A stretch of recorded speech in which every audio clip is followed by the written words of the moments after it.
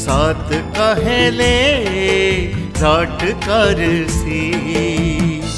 जोहार नमस्कार मुई पाड़ेनी प्राज्ञ आपण मन को स्वागत करूचे आपण मनकर चाहदीदा प्रोग्राम सत कहले रट करसी। आमे इने बहुत छुटिया छुटिया प्रसंग के नहीं आईसु आर आमे सत कथा कहसु। बहुत लोग रट करसी रट कले भी आमे कहमु इथि लगी जे आमे सत कहसु। आज टॉपिक होजे गाँ गौली रे कहसन महिमार मन के नाई माने जेते कले भी महिमार मन के नाई। इटा कथा हैला केन लेडीज माने टिके बेसी निजर दिह के घिचबे किंतु नाई घिचुन इथि लगी जे इटा इन जनरली सबु केस रे हेसी सबु परिस्थिति रे हेसी जे आपण जदी काहार लागी किछि करबार लागी चाहूचन आर मन भितरु दिल भितरु करबार लागी चाहूचन किंतु से जदी सेथरे संतोष नाय न खुशी नाय न बोले आपण करबे का केते भी करबे। आर बेसी से बेसी इरा स्वामी स्त्री संपर्क भितरे हेसी। स्वामी माने चाहेसन जे नाई मोर स्त्रीटा खुशी रहो आर माने केतने केते प्रकार गिफ्ट आन देबे कि खुशी रहबार लागी घर काम रे टिके सहयोग कर देबे कि भल कथा कहबे टिके हंसाबार लागी कुतकुताबार लागी काना गुटे हेचड़ामी करबे। जेते कले भी जदी महिमार मन के नाई बोले तासे खुश हेबार नाई न साके आपण खुशी ही करि नाई पारो। सेंता अलगा क्षेत्र रे स्त्री माने भी चाहेसन स्वामी मोर खुश रे रहू।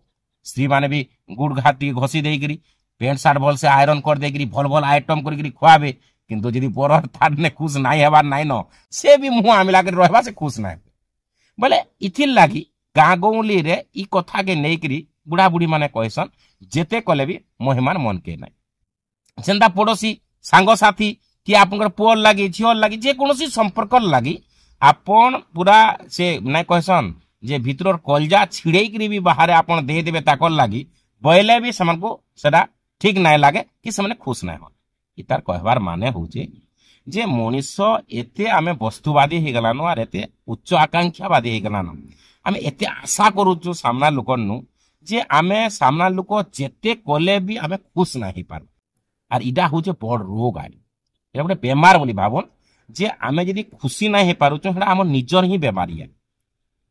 सबे देखबे जेते साधु संत आपन जेते मोटिवेशनल स्पीच दउचन समस्त ही गुटे कथा कहउचन जे आपन जीवन किए देखिछि जीवन पान फुट काय कहउचन जी थिले जीव का नाहेले बाबू छेद का। आपन जीवनटा जेते दिन बचुचन जेते क्षण बचुचन सेते क्षण आपन खुशी रे जदी बची पारुचन आर आत्मसंतोष रे बची पारुचन बोले आपन को नु बोली सुखी दु माने आत्मार केहि ना न बोली भाबो। आर आपन जदी दुखी हेबा लागि चाहूचन आर आपन खुशी हेबा लागि ही नाही चाहेबा बोले आपन को केहि खुशी नाही करि पारन कि आपन को केहि सुखी भी नाही करि पारन। तो सेथिर लागि आमे केते सुंदर भाव रे जेतकी मिलुची माने स्वामी नु जतकी मिलुची स्त्री नु जतकी मिलला सांग साथी नु जतकी मिलला पड़ोसी नु जतकी मिलला संपर्कीय मान को जतकी मिलला आमे सेतिरे खुशी हेबार अछि। आ जतकी दुखी हेमा हमको दुख आउ दुखी करबा। तो सेथिर लागि जदी आमे लाइफ रे जीवन रे खुश हेबार लागि चाहूछु महिमार मन के पायला लखेन आमे काम करू। ई जेन डायलॉगटा अछि जेते कले महिमार मन के नाई ए मन के जे नाई पाबाटा पाऊ देखबे आपन खुशी रे बंचबे। काहे लागी आजिकाली एंता ही गला न देखबे छोट छोट छुआ मनकर हार्ट स्ट्रोक रे मरि गले न माने परिस्थिति एंता ही गला न बोले आपन जीवन ऊपर केन भरोसा रे आपन दुखी रहबा लागि चाहूछ। तो सत कहले रट कहसी एंता गुटे कार्यक्रम आमे इने काहा के उपदेश नाय दो आमे किछि आलोचना पर्यालोचना करसु किछि सत कथा कहसु सेते किछि लोक सुधरी जाऊ किंबा जदी से माने इता के ग्रहण कले ताकर जीवन रे खुशी पाले हमको सेटा ई कार्यक्रम रो साकार बोली भाबसु।